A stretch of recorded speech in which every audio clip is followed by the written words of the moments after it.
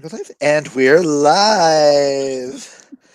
Hi, guys, and welcome to the BAA live show. Obviously, I'm gonna let everybody introduce themselves and do their. Let me find it. The starting ratings, because I do know with like book discussions, ratings can change. So obviously, you're on my channel. I'm Clint from Reed's Readers. And obviously, this is one of my all-time favorite Mel Mel romances. So obviously, a 6 star. But yeah, Hope. Well, hi, I'm Hope from It's Hope's Books, and I do have a little guest here too. So if you see him, just ignore him. It's my cat. But I gave the book 4 stars. I liked it. I didn't love it, but we'll get into my thoughts after. I liked it, Clint. Don't hate me. I have my reasons. Listen, it's fine. I didn't like the book that you asked us to read, so it's fine.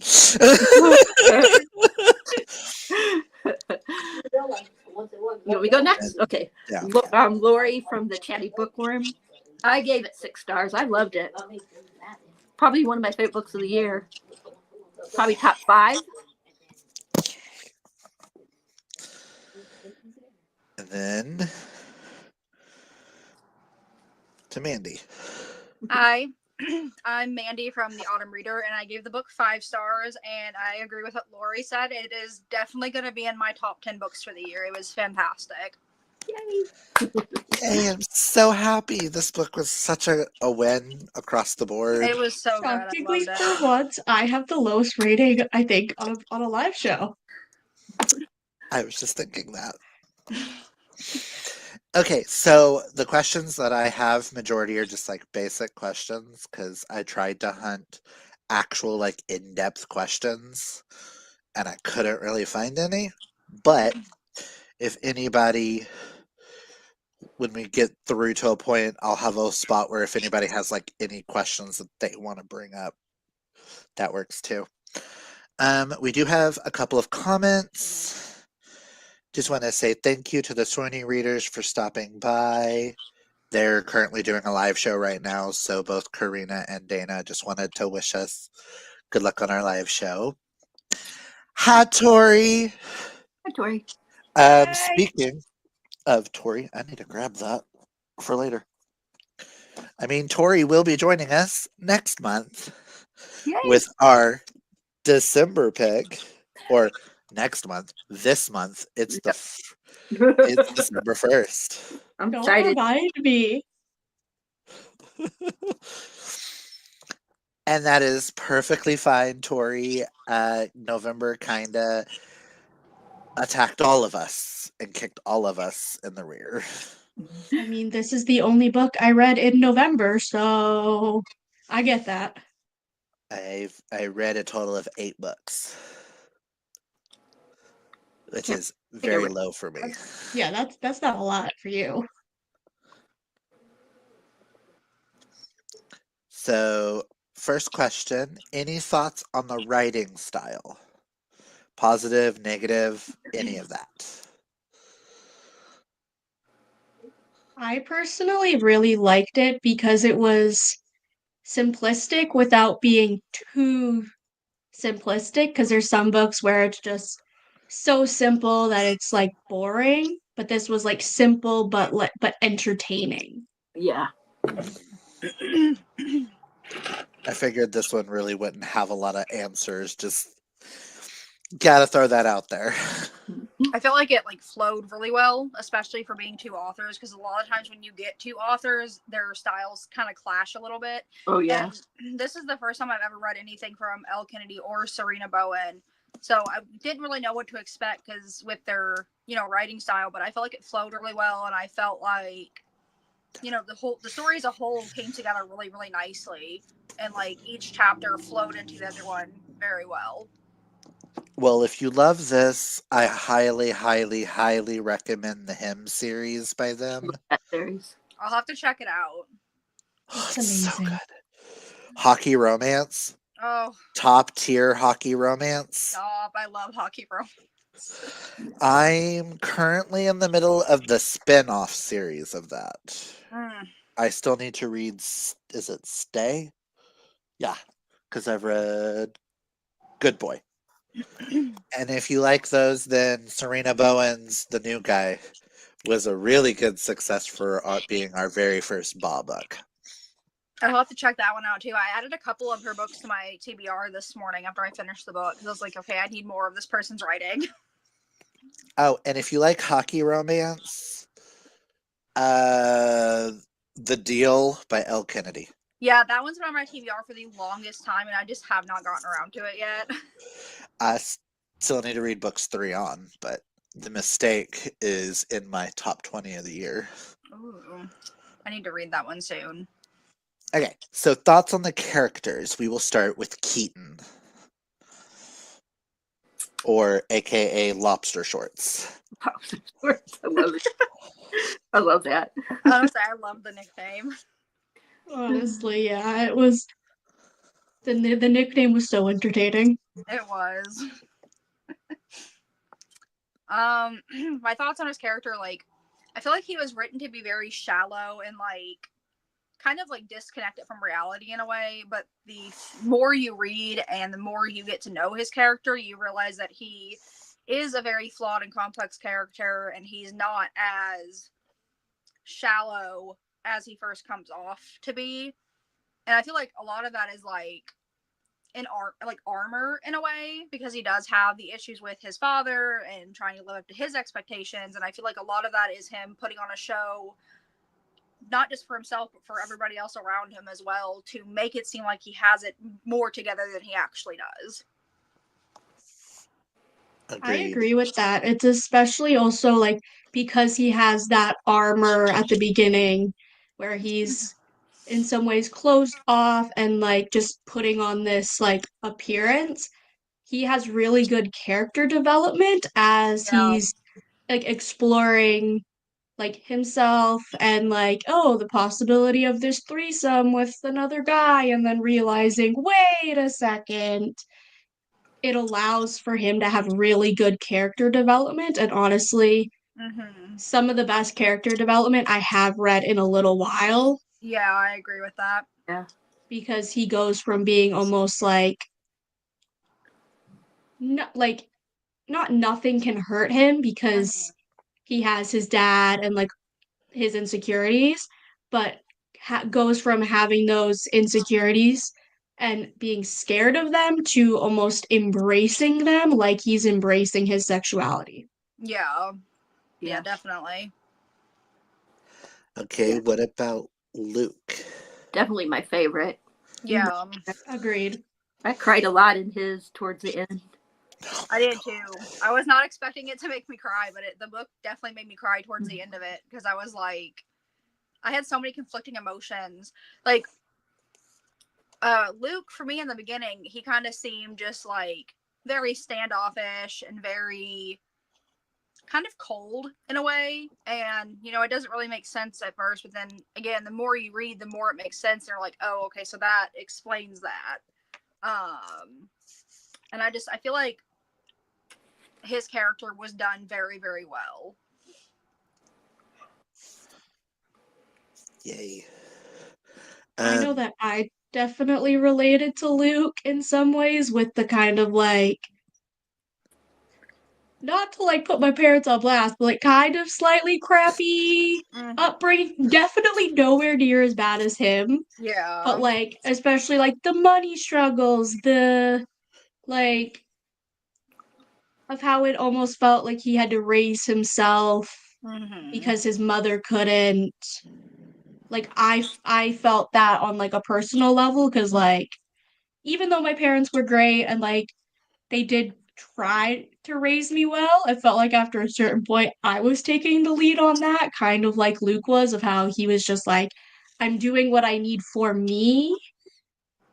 And in some ways, I'm in that stage of life right now where it's like, I'm doing what I need to do for me and not for other people. Yeah. I love Luke. Just the dichotomy of what he shows to the world and then what he slowly gives to Keaton. Yeah. Just, and I kind of relate to Luke in the sense of when everything went down and he was slowly opening up to Keaton and then to come back and get arrested Mm-hmm. and then everything went down, how fast he closed up. Yeah, and I feel like that was a really good representation of trauma Mm-hmm. because I feel like, it's not talked about directly a whole lot, but it's definitely, hinted that he has trauma from his upbringing and from his brother being the way he is and his mother. And I feel like, him slowly opening up and then the arrest happens and how later on he talks about how badly it threw him off that he spent a night in a holding cell. I feel like that was a really good representation of trauma and anxiety and just trying to deal with the crap that's been thrown at you, essentially. I will say this is very much um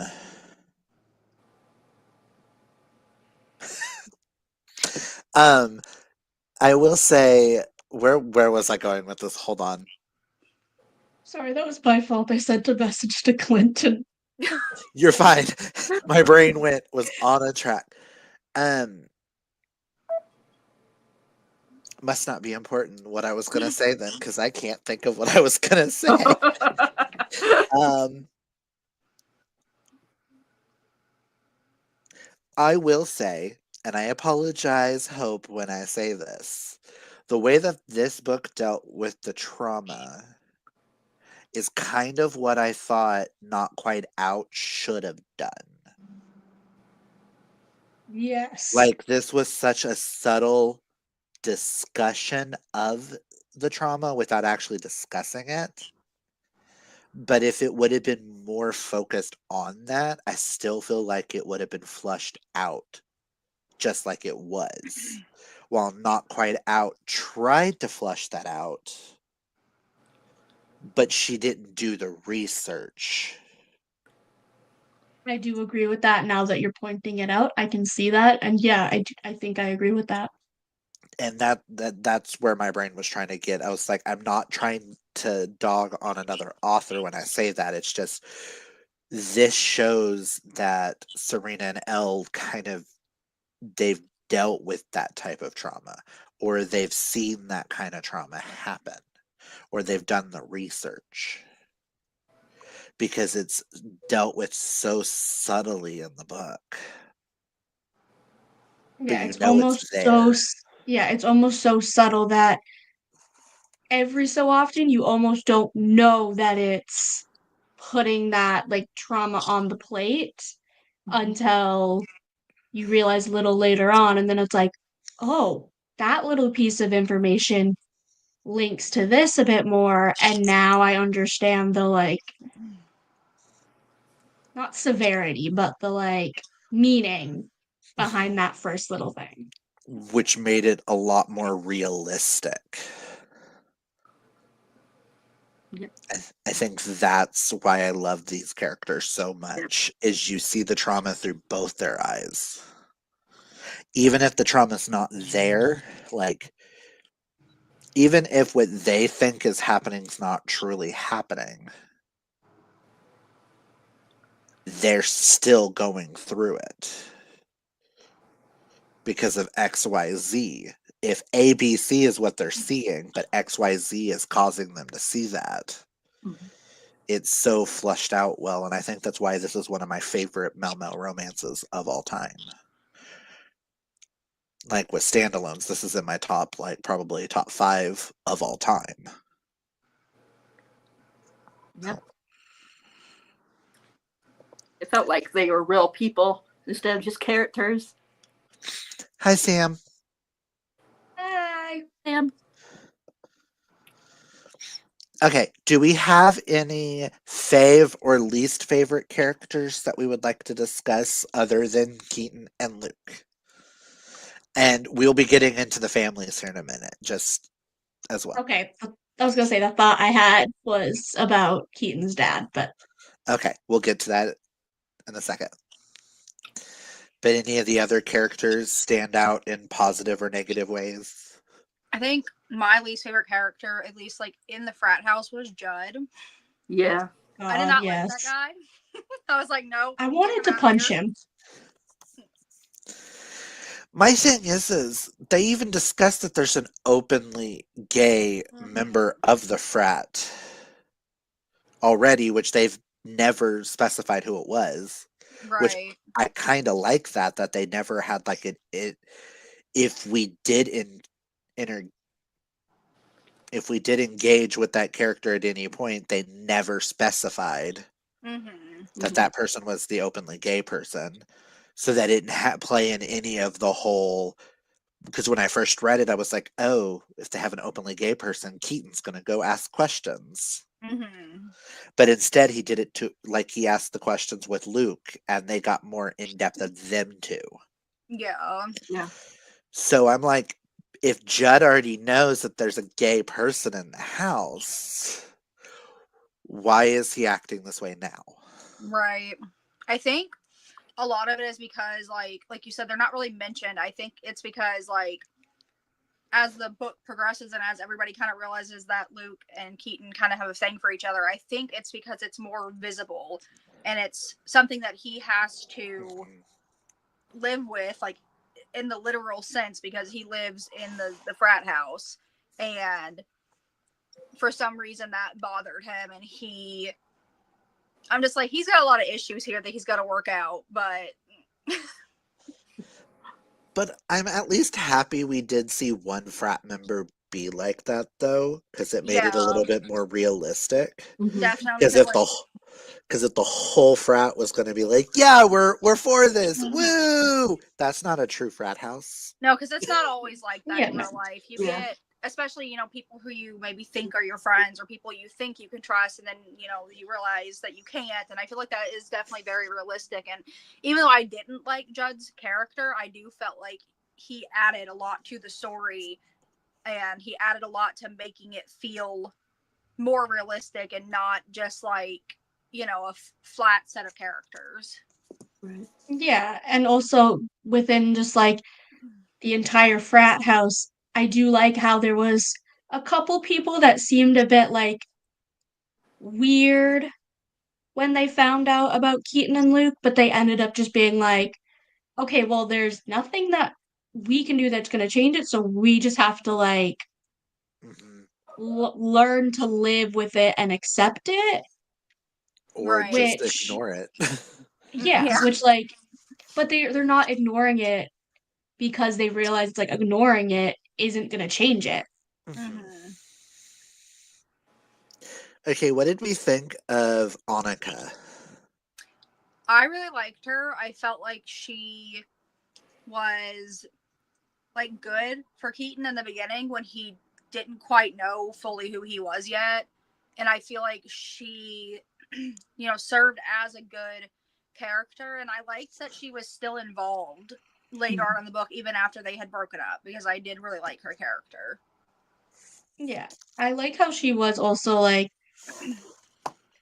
not obviously not in the beginning honest with Keaton about like oh why she suggested the threesome, but like afterwards still was like we're going down basically a path that is going to lead to us not being happy because we've lost that spark and that connection, and that she was honest about that when breaking up with him and not just breaking up Yeah. Mhm. because it made it feel better with them than them being friends. Yeah. And bringing her up does bring up this next question that I have, but I want to pose a different question on top of this one. So this question is, have you ever used an app for a date or a hookup?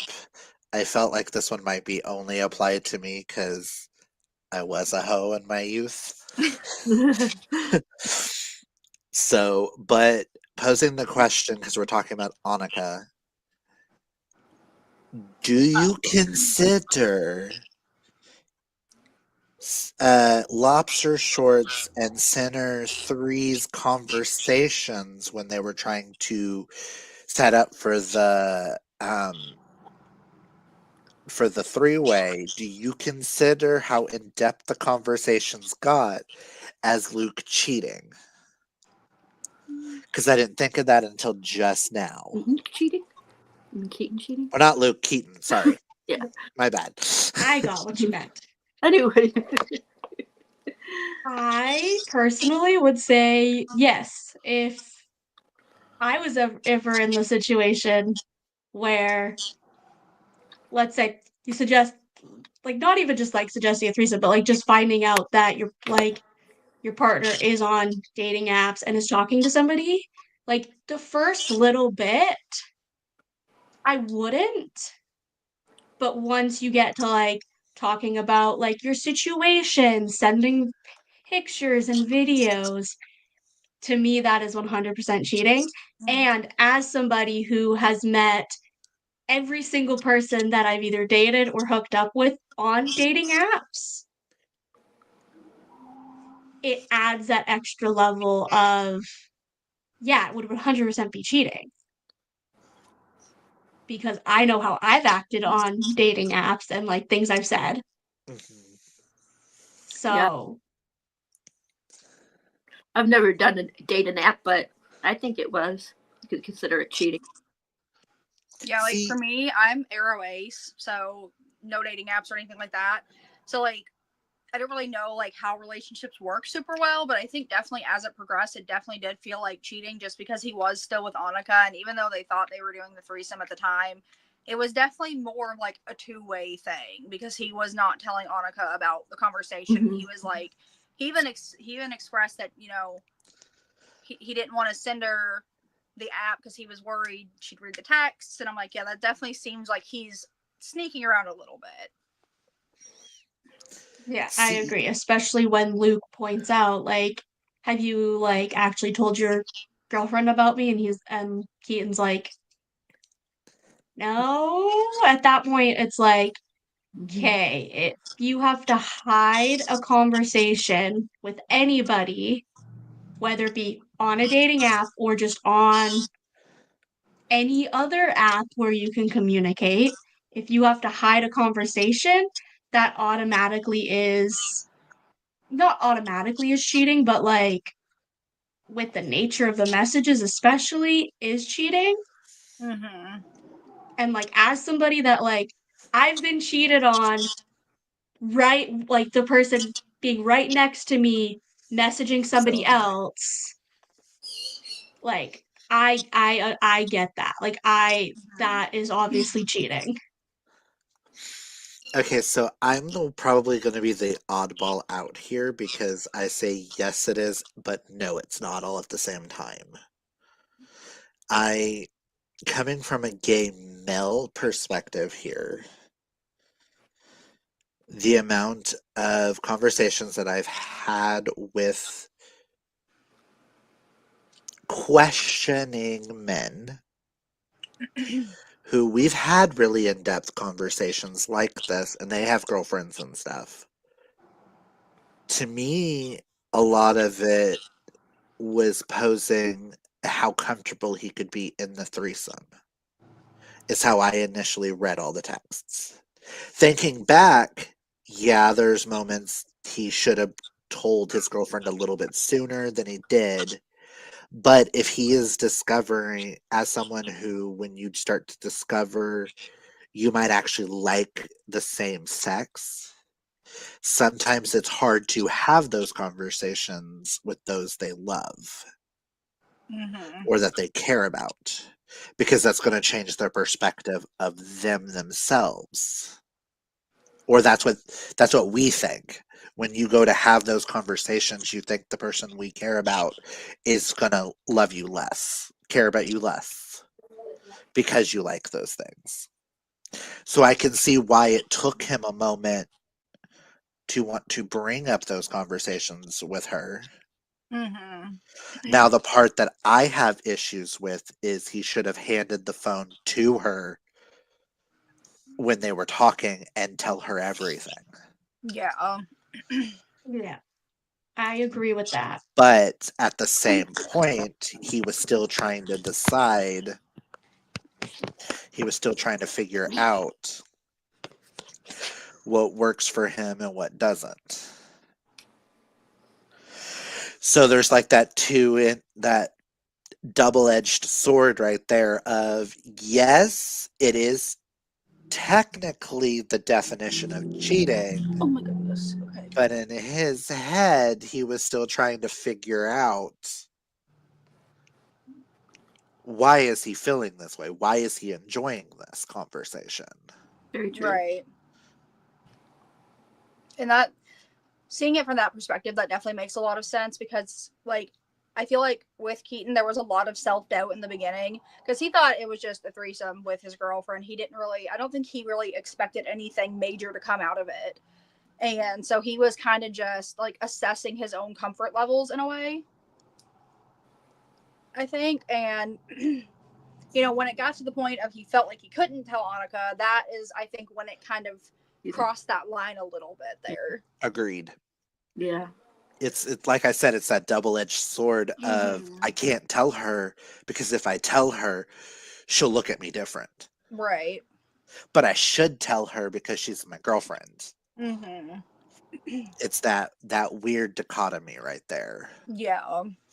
of, I've had guys and I having those conversations because being an openly queer male, any of my straight friends in the past, if they were ever questioning or just curious or why do you like that, Mm-hmm. or can we try, or stuff like that, and asking the questions, that's one of those common things of being, I'm going to call it down low until you actually come out as it.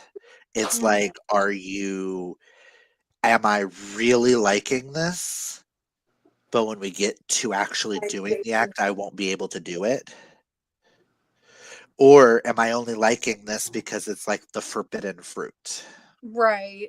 Because it's something I've never done before, so that's slightly more enticing. I feel like you guys cannot see me. I had to switch my phone around so I could charge it. I'm trying to get up on pillows because I'm literally on the floor. So I'm like trying to there we go. I think that's better. No, he prefers the couch. He prefers the bed or the couch. I think that's a bit better.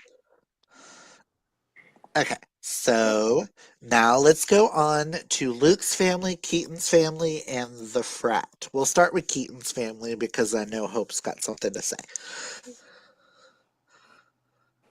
With Keaton's family, I am actually surprised how supporting both of his parents were. I was totally expecting the opposite of the way that they reacted. So when they were all like eventually like supportive and all that, I was like, wait, this isn't the normal reaction from families and books usually. There's usually at least some like hesitation or being like hateful and then acceptance. There obviously was a little bit of like disappointment from his dad about not doing the internship, but there was never any like hate or disappointment about Keaton's sexuality, Can which was refreshing. speaking of the internship, can we also mention the dichotomy of the fact that Luke is a finance major and Keaton's dad wanted him to go into finance? Yeah. So that just showed you that Luke was meant for Keaton. Sorry, continue. I agree. My I'm brain glad you just thought pointed of that that. out. But I agree. It's one of those, like I said earlier, of the whole with the trauma thing. If we're thinking XYZ is happening, that ABC is causing that, and having that fear, it's that whole, he never spoke up to his dad, truly. Mm-hmm. He rolled over and let his dad walk all over him, technically. And it was the minute he started just saying the stuff to his dad that his dad's like, yeah, well, I'll accept that. Which if he would have done so long ago, they might have a better relationship now. I just love also the fact that the mom was like the whole every gay son must go look at art with their mother type scene. I was just like, really? Okay, now let's flip that on the flip side and go to Luke's family. Oh gosh. Yeah. Ugh. The people I wanted to beat the crap out Yeah. of the entire book. I hated the brother, but the mom is even worse. Mm-hmm. Yeah, the mom is the worst, but Because she enables them. yeah, it's like she enables the brother without thinking about Luke's feelings, but it's like in some ways I can somewhat see where she is coming from in just the terms of like, oh, well, like clearly Luke is doing okay in college, so why can't I just ask him to help? Without understanding his situation fully because there's that lack of communication and understanding in that family. It's also the hold that he lays down and lets her walk all over him. So she's like, oh, he'll just do it. Exactly. I feel It's like a big part of Luke's family was it really showed very well how you can feel obligated to family, even if those family members have not been good to you in the past or are not good to you, in the present. You feel obligated to help them because he mentioned, well, I give her the money because I couldn't sleep at night knowing her heat was off. But, I feel like if it was reversed and he needed money, she wouldn't really care. And I feel like he felt obligated to her, even though she wouldn't do the same for him if it came to it. agreed. But she would for Luke if she had, I mean, not Luke, but Luke's brother if she had the money. She'd give it all to him. And I feel like that's because his brother always kissed her butt and was always told her what she wanted to hear. And Luke was like, no, our father was an asshole. We were better off without him. Mm-hmm.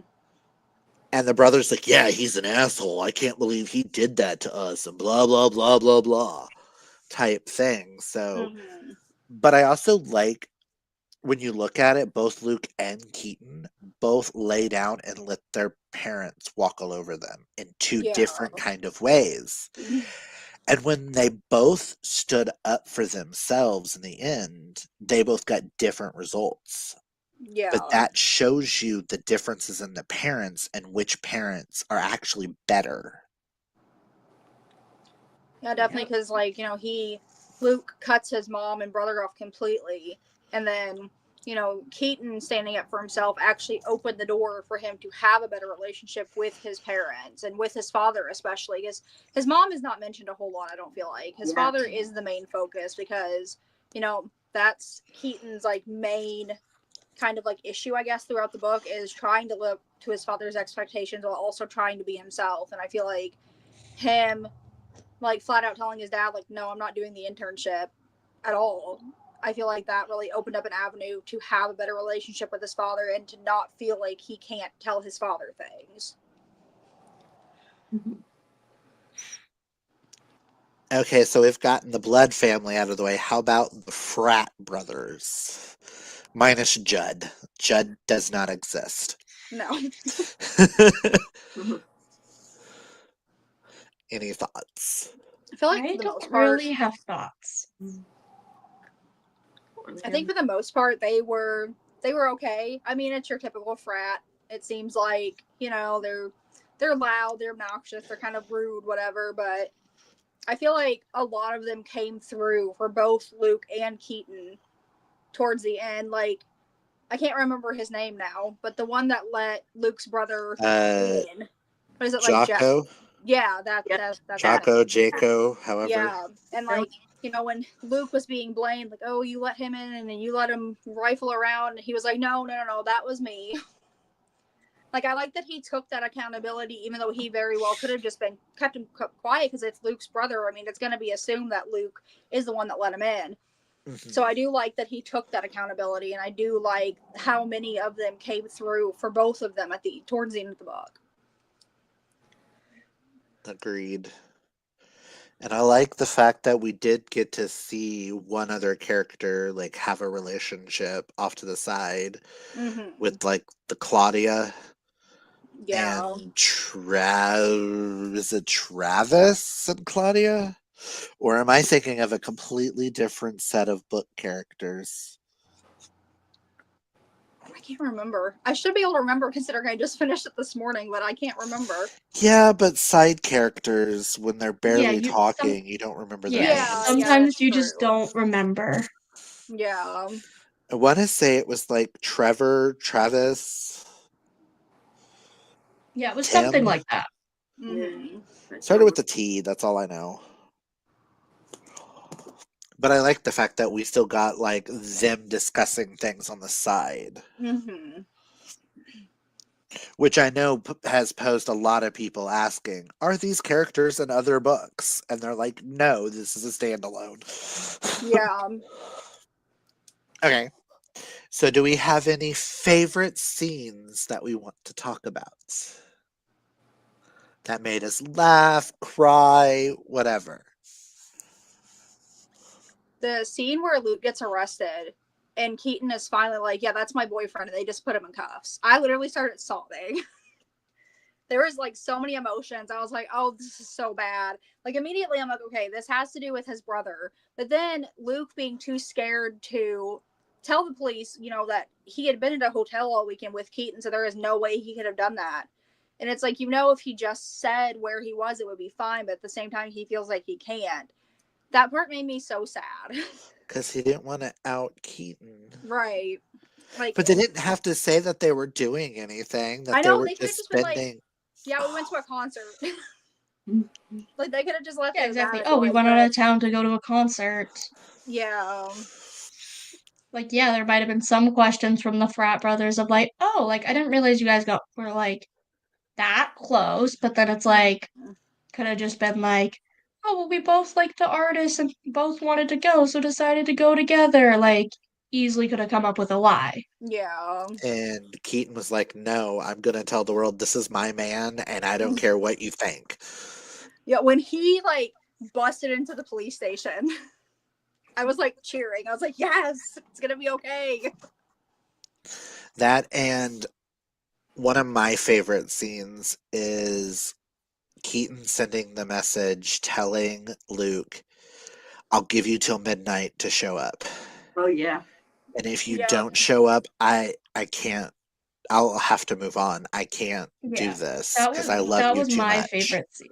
Yeah, that was my favorite scene of like, even though it's like you know that he's going to show up, still just that like the feeling in your heart of like, is he gonna show up? Like, when is he gonna show up? Is he gonna show up after midnight? And then there's gonna be this whole thing, and then just like Luke actually showing up, and then it just being so like sweet that just it like And it Annika was one of my seeing him favorite first. scenes.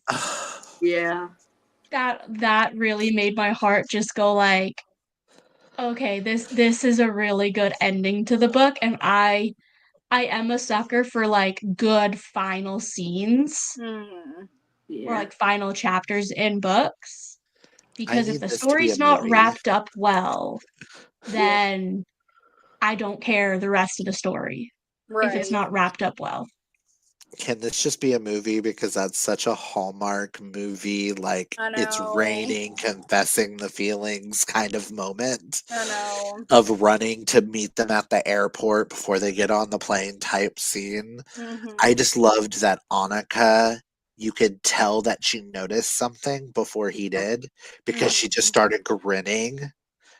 And he's like, well, what are you grinning? And she was like looking behind him. I know that part. I was like, oh my gosh. And I how love that part. supportive she is. I love that. Ugh. She could have been the total opposite and not supportive at all.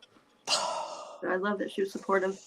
Yeah, when she was like, "Oh, that makes a lot of sense that you're gay." Okay. And it didn't like because some girls can take it in a completely different way.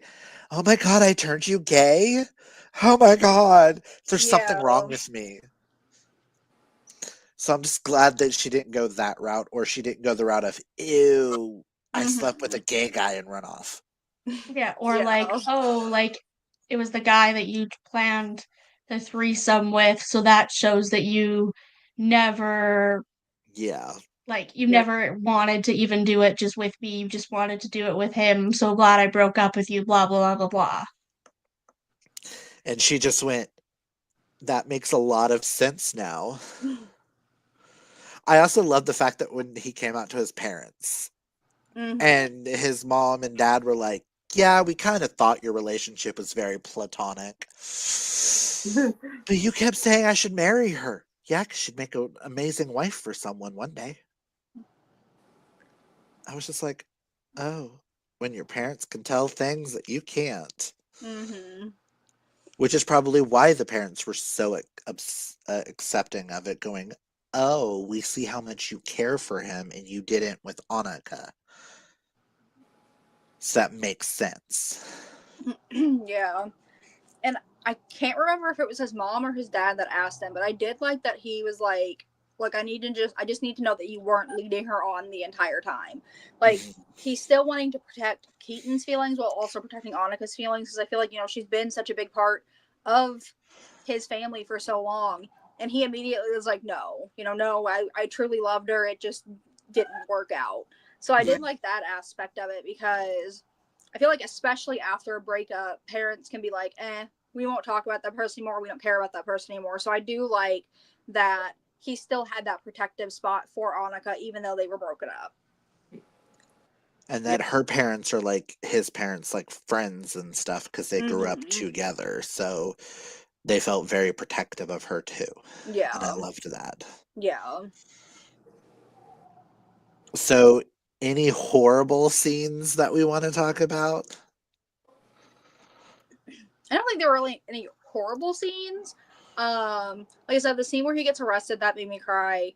And as for like an awkward scene when they go to the strip club and they walk into the wrong one, and he's like, I'll just stay here, whatever. And then it's Luke on stage, and I'm like, he can't get away from this guy, apparently. He's just everywhere. I'm just shocked that nobody else noticed him. I But I know. think it was just more of, "Oh my god, naked guys, let's I run." know. They were like, oh. Yeah. He tried to say, "It says Jill's." Like, it's got an apostrophe S. Are you sure we don't want Jax? Yeah. Why would we want to go see guys? I'm pretty sure you want to go to the other one, dude. Yeah. I love that because it in some ways it just shows that frat guys aren't the smartest. Yeah. They're idiots. Yeah. Yeah. That Agree with I that. was trying to be nice. That they're idiots. Like, Mhm. but like, I like that addition because it's like, oh well, shows that not only the frat guys are idiots, but it also gives that moment for Keaton to find out what Luke does, and then just like, I don't Yes. have those thoughts. And he didn't, the fact that he found out that he was a stripper, which I know a lot of people put stigma on strippers and stuff like Mhm. that. He never once in his head went, "I can't believe he's a stripper. That's Right. disgusting," type thing.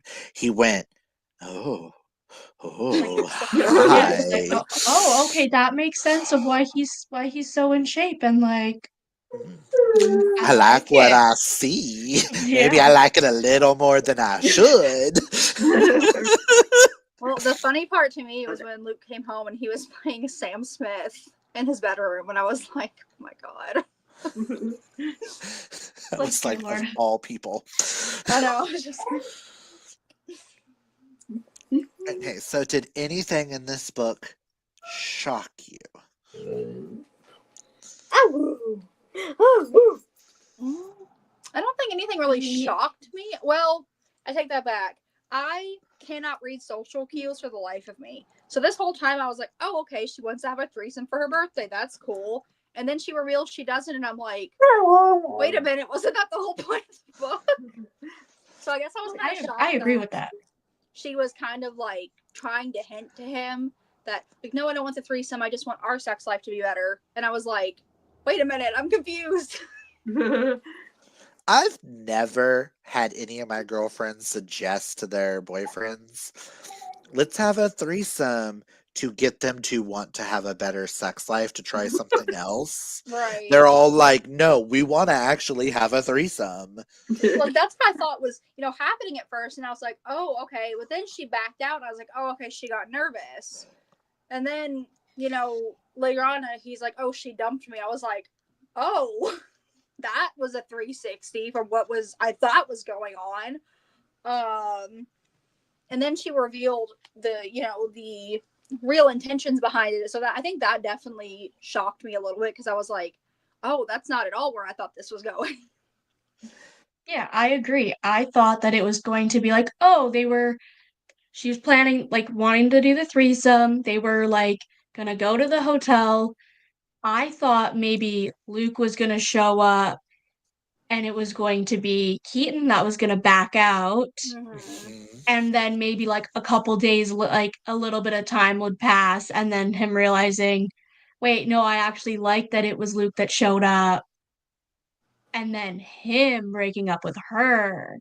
That's what I thought was gonna happen. Yeah. But I'm glad it didn't go that way, so that I didn't predict it. Mm-hmm. I also am happy it didn't go that way, because if it would have went the other way, it would have made Keaton look like a complete ass. Mm-hmm. Yeah.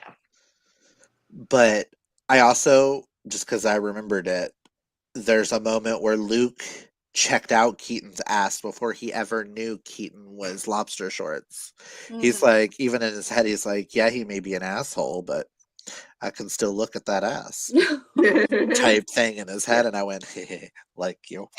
Well, another thing that I thought was going to happen that didn't, I thought for sure at like the beach frat party thing, I thought for sure he was going to pull out the lobster shorts, and that's when Luke was going to realize.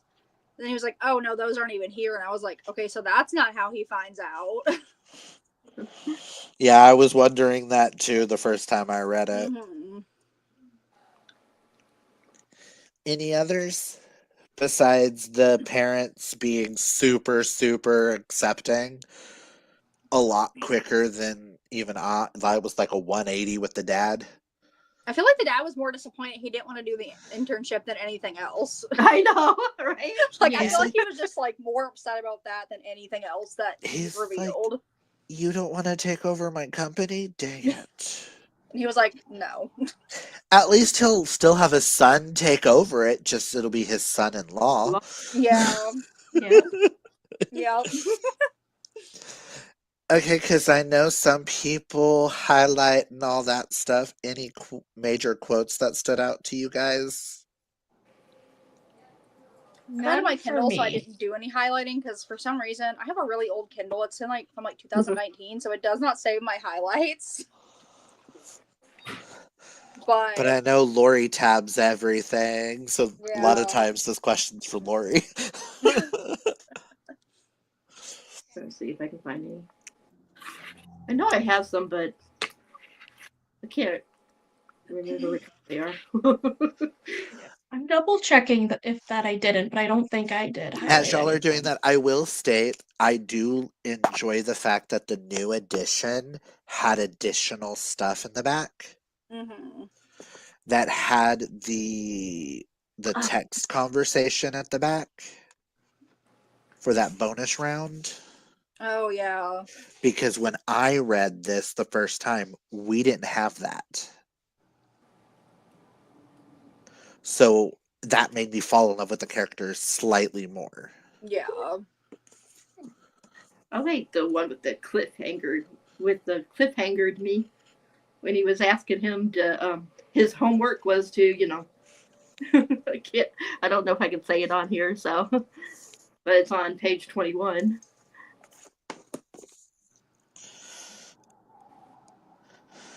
Yeah. They had The this, rest of the scenario, yes. yeah, What, you cliffhangered me? yeah, that one I liked. Night Lobster Man. I love that. That was one of my favorite. Now I just want to get like a replica of like a statue wearing like lobster shorts just to sit Yep. And on the Sarina and Elle I like shelf. when he gave them all those little like facts about bugs and things. Oh, Wondering, he says the D word again out, and then he talks about slug sex. Uh-huh. It talked about how the sea slugs have the P word that fights. Yeah, it has like the barbs on their penises. So yeah. I thought that was funny. I'm like, it's my channel. Say it all. Okay. It ain't like we're monetizing anything anyways. Yeah. Oh God, no. But yeah, I have some. The amount of after-hour live shows I've been on, listen. Or drunk live shows. Yeah. Which we still need to do one. Yes. We still need to do one. Or the fact that we have a readathon, which we're not doing this year, we'll probably bring it back next year, that's literally called Clitmas. oh,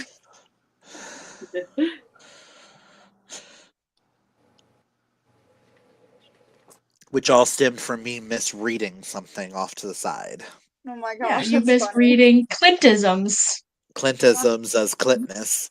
Oh my God. Okay. Did this book remind you of any others that you could recommend?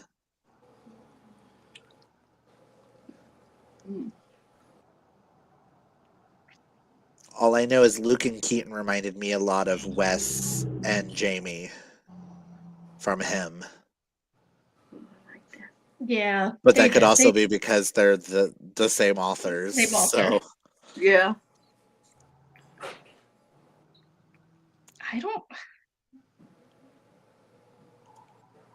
I can't think of any that uses like I'm forgetting every single book I've ever read. I know. I can't Like, think of any Goodreads. that use like apps or like texting back and forth. The only As one I like feel as like I a feel like I've maybe read one book that had like apps or something, but I could not for the life of me remember what one that is. Or if it's just one that I was like, oh, I want to read, but didn't. I do love books where they do a lot of text. I know some people don't like those type, but I do. I do have a movie. Oh, what is the name of that movie? Hold on. Netflix. Maybe.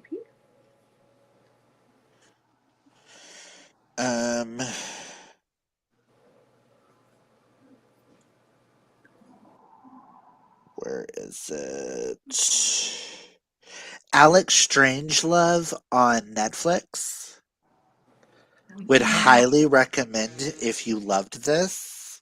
That is a good movie. Especially if you like the whole about the animals and all that stuff, about learning about different animals like sex habits. Because they talk about that in it. And then you have the whole he's trying to sleep with his girlfriend for the first time and he keeps thinking of this guy he met. And it's just like it's an awakening there. And that is like a really good, like the characters are really good, like crossovers. Just put them in high school as seniors. That's the only thing I can think of that would match up with this. Yeah, I can't think of. I mean, in Red, White, and Royal Blue, they do exchange the emails. That's like kind of the only similarity, like with the text messages and the emails. That's a book I'll always recommend. I feel like. Oh well, yeah. We always recommend it pretty much. My love that one. James does a lot of that in her later books, where she does a lot of texting. I love it. I mean, you've got me and Hope, whose Red, White, and Royal Blue is our favorite book of all time. So Yeah, and we own combined, I don't even know how many copies. I have Well over a dozen. 1, 2, 3, 4, 5, 6 copies currently. I think I have. I can't see my shelf from here. Like 5. Yeah, you either have 5 or 6. So we either have 5 or 11 or 6 12. between the two of us. And also, So I'm thinking for my birthday, either my birthday or sometime next year, getting a tattoo for that book because I keep on saying I'm going to, and I haven't yet. So I think I just need to A say little. fuck it and do it when I is it have the bad I extra kind money. of just want to combine Heartstopper and Red, White, and Royal Blue into the same That's the tattoo and do that's the like. history, huh? Part on my arm. That's actually what I was thinking about doing, and then having the Heartstopper leaves around it. Oh yeah, Cool. that would be cool. But also mixing paw prints in it, Of course, I want to finish it or again. Wolf Song. So all 3 of my favorites in one tattoo. Okay. I'm going to say yes to this, but would y'all ever reread this? I would. I definitely would, especially if I got the physical copy, because I would want to annotate it and highlight it and tab it for sure. So I would 1,000% reread it. I would say probably, just not like any time in the next like year. Maybe like 2-3 years down the road when I know I want a book that's like I know I'm gonna enjoy. Mm-hmm. Like I do And think I am going to add it to the list of books that eventually I want to own physical copies of, but I'm not gonna like rush out to buy it to immediately reread the physical copy and annotate it. Yeah, I know. I want to definitely reread it because there's some spots that I wanted to annotate that I didn't, and write some stuff. this is my first time rereading it, and I will say I will reread it more in the future because when I picked it up, I was kind of in my emo feelings a little bit. Mm-hmm. The holidays and the weather hasn't really been the best, and November wasn't the best month because we all know, at least for 3 of us, how the world. Um, but neither here nor there. Um, so this actually made me smile, helped me kind of get out of that bad emotions, Mm-hmm. and solidifying it as one of my favorites of all time. And it was definitely my favorite book of the month of November. So I had I think 2 or 3 6 stars, but this was my number one. I already know me and Hope's at least response to this. Would you ever read another book by these authors? And I'm pretty sure, Obviously, haven't you yes. already read some as I read, well? yeah, Okay. I read the hymn one because of you. You talked about that duology so much. I love that one. Oh, and there's like a short story as well that goes along with it. Epic. I would definitely read more books by both the authors. I actually own several Elle Kennedy books. I own, and the titles have completely blanked me, but I own 4 of her books that are just books that she wrote by herself. Girl Abroad, and then the Good Girl Complex series, I think is what it's called. I have the box set of that. So I would definitely read more books by her. I feel like this is encouraging me to pick up an Elle Kennedy book because I've been saying I'm going to read one for months, and I'm like, oh, I'll get to it. You know, I don't really know her writing style, but now that I know her writing style, I'm like, okay, I need more of her books. I will say I've read more queer books by Sarina Bowen and more non-queer books by Elle Kennedy. Mm-hmm. So I would like to try a couple more of Sarina's non-queer Yeah. works. But I lean a little bit more towards Sarina's writing over Elle's. Just a Mm-hmm. little bit. And if you want a really good male romance that will make you sob, it is Goodbye Paradise by Sarina Bowen. Hello Forever was okay. I felt like there was a book missing in between the two. Mhm. But Goodbye Paradise is in my top 10 of the year. But okay. Obviously, I'm pretty sure we all would, but would you recommend this book to others? Definitely, yeah. Yeah. I feel like even, my friends, my like friends that live near me who read, I'll be like, you need to read this book. It's really good. And because like I recommend books a lot to friends and family, and my mom reads, but I would be like, if you read this, pretend that I didn't read it. I can't say that the amount of books my mother's read that I've read. My mother read Say You Swear. My mother's read the Knock 'Em Out series by Lucy Score. She's read almost every Megan Brandy book I've read. So, and then she's picked up some that are like very questionable, and now I'm getting really weird things on my Kindle because Oh my mom no. uses my KU. She read a book called Carving Your Heart Oh no. by Cara D, which I apparently downloaded on one of those free Kindle days. Mhm. All I know is I got a text from her going, so I'm reading a book about where a pumpkin turns into a man and then fucks her with his stem. And I am getting so turned on and I don't know how to feel about that. Not his stem. Love it. And I was like, love it. I was like, well, I just read Melt for Daddy, which was a mafia mafia romance with a mafia dude and a sentient ice cube. Oh no. So listen. And my mom's like, I might have to try that. I was like, please don't. Please don't. Please don't. Like, or at least if you do, wait some time so I could forget it. Yeah. Yes, it's like so far she hasn't read any of my queer books yet. Mm-hmm. And she hasn't read Pucking Around yet. So my Jacksonville Rays are safe so far. She hasn't started that series, and I'm trying to keep her away from it. Yeah, okay, that is honestly a relief because I don't know much about your mother.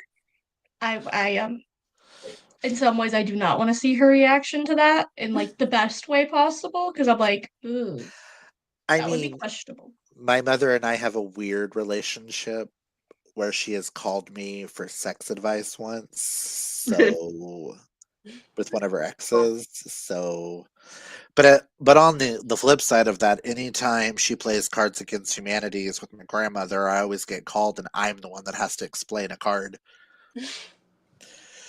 My mother called me once and she's like, please explain to your grandmother what a bukkake is, because I refuse to right now. I would have hung up the call. Oh no.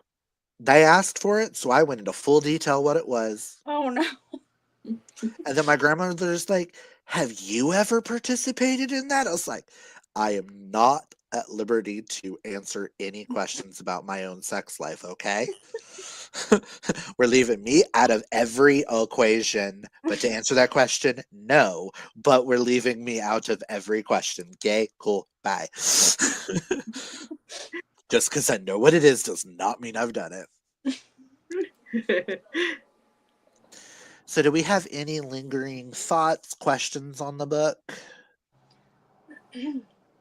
This is surprising for me because typically romance books don't linger with me as long as like thrillers or fantasy, but I feel like this is going to be what I'm going to be thinking about for a very long time because I'm like, I finished it this morning and I still feel like I am like completely obsessed with it. And I, this never happens. Like, very rarely does this happen to me with books. I immediately wanted to go back to the beginning and start reading it again.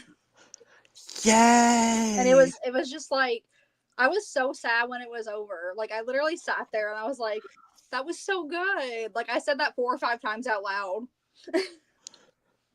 Yeah, It was so good. it was. Definitely, like I said, it's going to be in my top 5, so. Yeah, definitely. I know that in some ways it's like you guys all absolutely love it, and I feel like I'm like, I love it. I just don't like love it like you guys do. So I'm almost like, how I'm like, why didn't I love it as much But as like you I also typically, when it comes to romances, the ones that you absolutely love, love, love, go a little bit darker. yeah, that's the thing. I think it's And it's like rare because for like a rom-com to hit your like yeah, there's fave only level. yeah, there's only a handful that I can think of that fit that category. But Mhm. I don't know. I think it's also in some ways because I had already read the him series, and that is like up there, probably like Top top. tier. Well, that. I think probably honestly like top 5 books that It's in my this top almost 5 had MM that series. like I was like, okay, I want this to be as good as that, if not better, and it just didn't hit that because of how much I love that, and I think that's why I could only give it that 4 star because they're just it's not that there felt like any like stuff was missing because it was like a cohesive book where everything felt Mhm. right, but just like it in my heart, it just like I it get just it. didn't like it just didn't stick to my heart as much as I wanted, but Sometimes when we've I'm read still okay with that.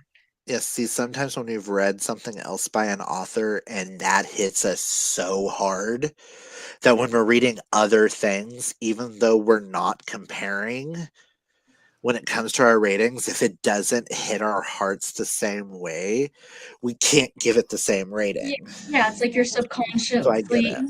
Yep. you're almost subconsciously judging the book without realizing you're judging the book. That's what Mhm. I do with Red, White, and Royal Blue. Like I love that one so much, and the other books by Casey just went flat for me. I've given a 6 star, 5 star for Red, White, and Royal Blue. The whatever the lesbian one is, I can't think of it off the top of my head. One last Charlotte stop. Yeah, Wheeler. one last stop. One last Oh, stop. I ah, gave a 4. I also gave I Kiss Char Charlotte. Wheeler a 4, and I DNF'd, and I will never have that anywhere near my house. The pairing. Oh, I I can't. That. I Oh, now she made regret me angry. I now regret buying it because I bought it. I was so excited. It's been sitting in a pile since I got it, and because of the bad reviews, I don't want to read it, but I don't want to unhaul it because I want to try it. But because of all of the bad reviews, I don't want to read it, but I don't want to unhaul it until I give it a shot. Sorry, Chewy's like going demonic on the ground. I'm surprised my cat has not come in here to see what the talking is about. Because anytime anyone's talking, she's like, "I want to join." So Yeah, she's just chilling. mine just decided to pass out on my bed. and my girl's on my lap sleeping. No. But yeah, so you might like the pairing going into it with low expectations. If you go Maybe. into it with low, you might enjoy it. I felt disgusted, is my issue with it. Because you have two bisexual characters who instead of acting on their own feelings for each other, make a bet to sleep with as many people as they can on this trip. And it's just like every single person you meet is bi. Yeah. It just, it's not realistic. I get that it's Europe and Europe is very free love, free everything in certain places. Yeah. Maybe if it was like, oh, But every like couple people you meet, you end up like every but like person you every meet and you flirt with is automatically going to be interested in you, and it's that bad representation of bisexuals in the sense of they sleep with everybody and they can't be Yeah. monogamous, and that's how disgusted I just felt. Icky, so I like nope. That now I'm like 150 mark, I after went no thank you. After hearing that, I'm like, as somebody who is bisexual and definitely does not just like sleep with everybody and very much is into like monogamous relationships and like you have one partner at a time, like that's me. And I'm like, I don't know if that makes me want to read it more because I'm like, hey, I want to like read that experience because it's not mine. Right. Or if it just makes me go ick and just like, but I don't want to read that representation because it's not going to apply to me. I'm still I, in Switzerland with it. I'm also like the whole PR packages that they just randomly sent to people Yeah, that also I had was sex like, toys in it. Who did I they? found that out the day my Yeah. book arrived. It had honey, lube, and a sex toy. Oh my gosh. And 16-year-olds received this box. Oh no. I saw a story. Someone was like, I opened that in front of my kid. I thought it was a candle, and I was like, oh no, no, that's bad. And also, if you're going to send out a sex toy, please make sure the sex toy is gender neutral. That was the other thing too that raised a lot of controversy. Is that it wasn't. And I was like, Yeah, they sent the PR ugh. package to a couple of guys, and they were like, as a gay man, this is made for a vagina, Yeah. and Yeah. just the shape Like, of it. Oh gosh. not gonna be useful for We them. can't even flip it in different ways to make it where it's useful for us because the shape of it is made to touch just one spot on you guys. Right. We don't have that. Right. Yeah, I saw that controversy and I was Oh, like, no. ooh. Why would they do that? My thing is I saw Bethany talking about it on YouTube from Beautiful Bookish Bethany. Yeah. And the minute she started talking, I'm sitting there looking at my own review that I posted, and it was like almost word for word. Because she's also she's bisexual. So it's like she read it from a bisexual's point of view. I read it as a former whore point of view. Because my 20s, listen, former sex addict. But from both points of view, both of us felt very ew. Yeah. And it, like, I had the arc. This is the only arc of Casey McQuestion's I never finished. Because I got Red, White, and Royal Blue as an arc. And read it 4 times before it came out. Because I needed it. I've not read The Pairing, but it sounds like it definitely like perpetrates a lot of really harmful stereotypes, which surprises me with the Casey McQuiston book. Given I've only read 2 of them, I've read Red, White, and Royal Blue, and then One Last Stop. But like that just kind of surprises me a little bit. I think. Given I do believe she's bisexual. Yeah, I'm pretty sure. So it's just like I had it on my TBR, but now I'm kind of like, I don't know about that. Also, is this good representation of queer lit for bisexuality and gay awakening? This book, not The Pairing. I know we just got all distracted. Back to Top Secret. This bisexual representation I mean, I would say yes because it shows that like you almost sometimes you don't realize until you're put in a situation where you could have those experiences that it then makes you think like, wait, do I actually want those experiences? And like, wait, yeah, I do. Yeah. In my head, you never know until you try it. Yeah. Exactly. And trust me, I've tried it. I definitely With think a woman, not a man. representation. Sorry. It felt very realistic to me.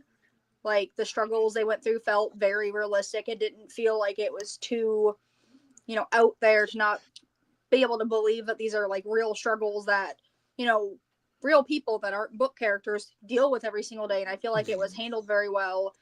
And I feel like even the conflict, when there was conflict in the book, was also handled in a very realistic manner. So I definitely feel like it was very good representation of queer lit.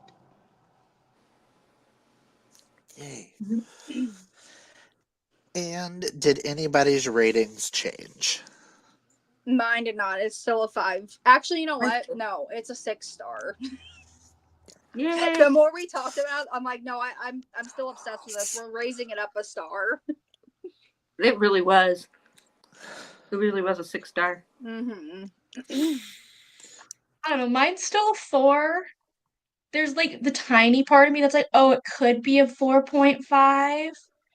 But I don't think that 4.5 rating would last beyond like the initial, like, oh, I finished this book, I really liked it. And then a month, it probably would still be that like 4 star. So I think I'm going to stick with the 4-star because that's my gut. Like, for Even if you're me, debating, 4-star always go with the means, lower.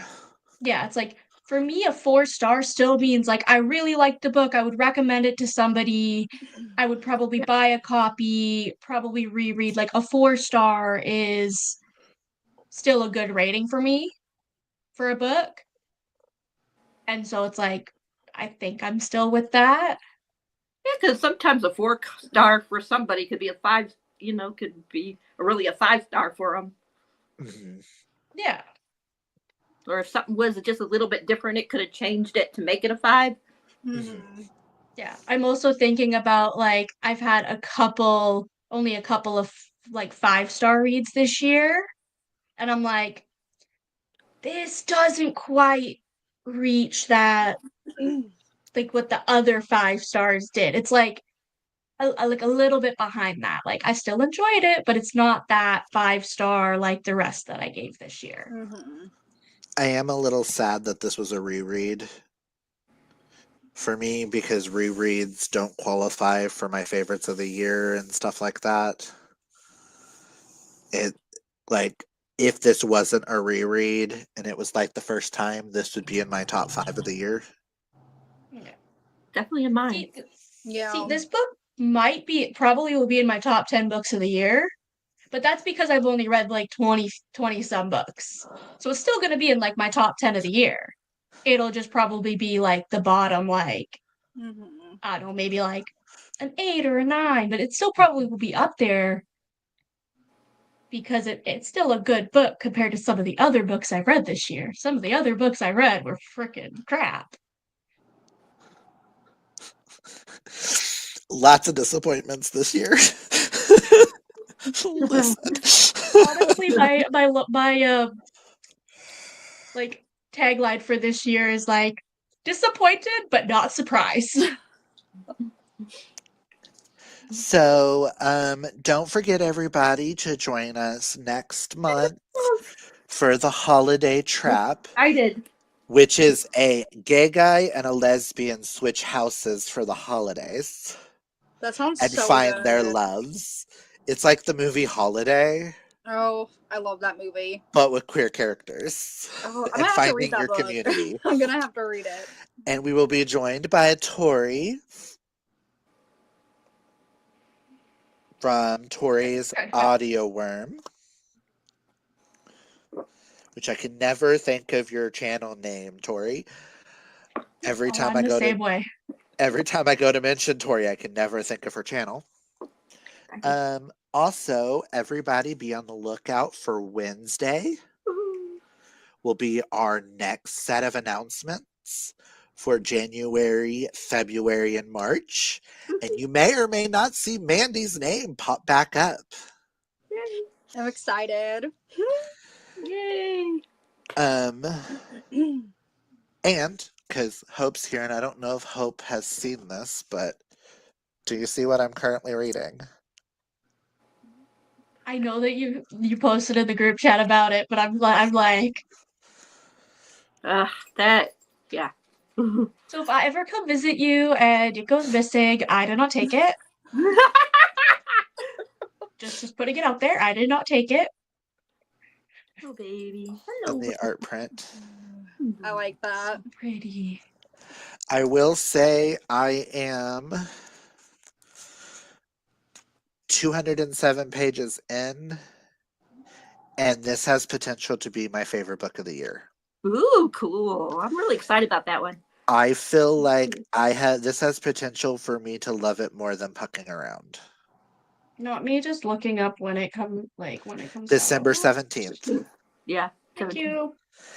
December 17th, We and have it will have sprayed edges, foiled hardback, reverse art on the dust jacket, and we'll have special character, I think, in pages. That don't hold me on. And it's not a red tower.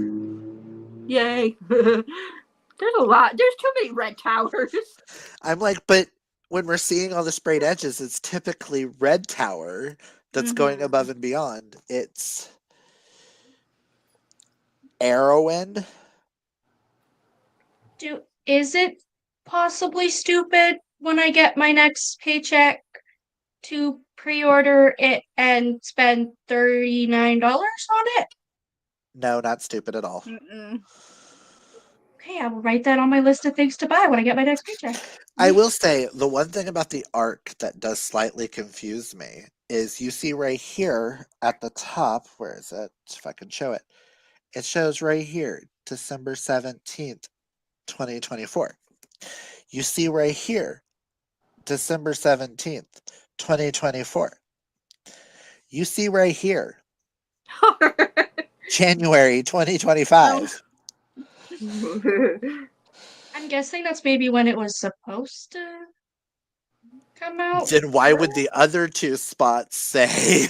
I don't know though. I don't know. So I'm like, is that the British release date? Maybe. Maybe. Are we getting a different cover? Because if we're getting a different cover, I might have to order that one too. I mean, the book is just gorgeous. And this one is based on Finnish mythology. You basically have two sets of friends. Because of the events that happen at the beginning, one is hunting to find their friend to come back, and the other one is trapped in quote unquote hell.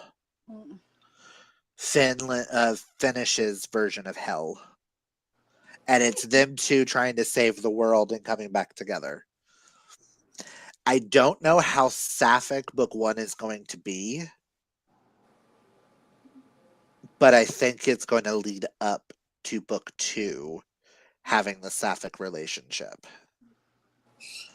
Yeah, book one is almost like just like little breadcrumbs trying to like set it up. And if you're worried, there is a list of Finnish gods, spirits, and heroes at the beginning, and then elements of Finnish paganism. So when you come across certain words, if you don't understand them or the names, I can't wait for this to be released so that I can get the audiobook so I can know how to pronounce 95% of these words. Because they're trapped, she's trapped in Tuonela.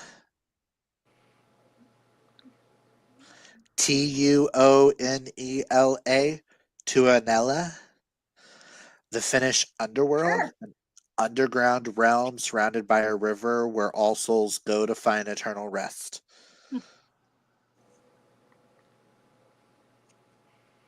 So, but no, I just wanted to show that because you were on the screen, Hope. It's like a little sidetrack, but Sorry. appreciated. But yes, everybody look out for Wednesday for our next announcements for BAA. I still love the way they look. I know, me too. They look so good. Oh, that's so cool. And I will be I'm like, hopefully sending them out in January to everybody that'll be getting them. I'm still trying to find us a couple more guest hosts. I did reach out to a couple of people, so I'm waiting to hear back. And be on the lookout for all future announcements and stuff like that. We will post to the Instagram, maybe the Twitter if I remember the Twitter page. I keep forgetting we have it. I might try to see if I can remember, although probably won't. But yeah, if you like this live, hit that thumbs up. Links down below in the description. Go follow everybody if you're not already following them. On Instagram for Mandy and YouTube for Hope and Lori. I need to just start sharing your Instagram as well, Hope, while you're not posting. Yeah, it's like I'm gonna try to be better with social media next year. I said that for this year, but then obviously, like, Clint, you know what's all happened this year, Yes. so you get it. See, I'm also hoping next year to utilize my TikTok more, seeing as I have twice as many followers on TikTok. I always forget. I have like over 2,000. I always forget. I plan on utilizing that to read all of my. I'm almost at 2,000 on TikTok as well. I plan on utilizing TikTok to do all of my queer book reviews, BAA's individual book reviews, and stuff like that. Queer movies, queer music, queer everything, because you tell me that queer is bad, and that's when I just shove it all down your throat, and I'm going to be a lot gayer. Yeah. I just want to start using my TikTok for just like every part of my life, whether it be just like life, books, music, I mean, if you whatever don't make I'm YouTube into. videos, TikTok videos are so much easier. They are. I mean, I posted, I think, more TikToks this year than I have YouTube videos. I think probably that are just on my channel in general. Yes. But that's all we've got for you guys. Again, pay attention to all the social medias. Everything's linked down below. If you're coming to the live afterwards, comment down below and let us know if you read the book. What did you rate it?